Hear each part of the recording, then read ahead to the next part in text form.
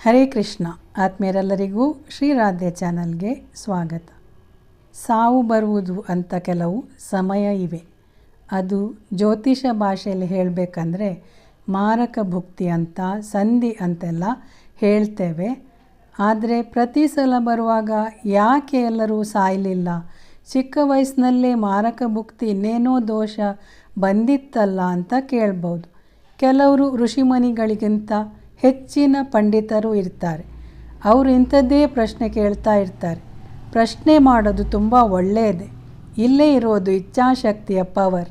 ಈ ಇಚ್ಛಾಶಕ್ತಿಯಿಂದ ಏನನ್ನು ಬೇಕಾದರೂ ಸಾಧಿಸಬಹುದು. ಅದು ಸಾವಿಗೂ ಅನ್ವಯಿಸುತ್ತೆ. ನಮಗೆ ಈಗ ಬದುಕಬೇಕು, ಚೆನ್ನಾಗಿ ಬದುಕಬೇಕು, ಇನ್ನೂ ಒಳ್ಳೆಯ ರೀತಿಯಲ್ಲಿ ಬಾಳಿ ಬದುಕಬೇಕು ಅಂತ ಅನ್ನಿಸ್ತಾ ಇದ್ದರೆ, ಇನ್ನೇನೋ ಸಾಧನೆ ಮಾಡಬೇಕು ಅಂತ ಅಂದುಕೊಳ್ತಾ ಇದ್ದರೆ ಈ ಸಾವನ್ನು ಕೂಡ ಮುಂದೆ ಹಾಕ್ಬೋದು.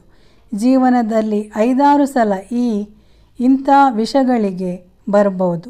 ಈ ಸಮಯದಲ್ಲಿ ಕೆಲವರಿಗೆ ಅಪಘಾತ, ಕೆಲವರಿಗೆ ಮಾರಕ ರೋಗ ಬಂದು ದೇವರ ದಯೆಯಿಂದ ಕೆಲವು ತಿಂಗಳು, ಕೆಲವು ದಿನಗಳು, ಹೆಚ್ಚೆಂದರೆ ವರ್ಷಗಳಲ್ಲಿ ಪುನಃ ಮೊದಲಿನಂತೆ ಗುಣಮುಖರಾಗ್ತಾರೆ.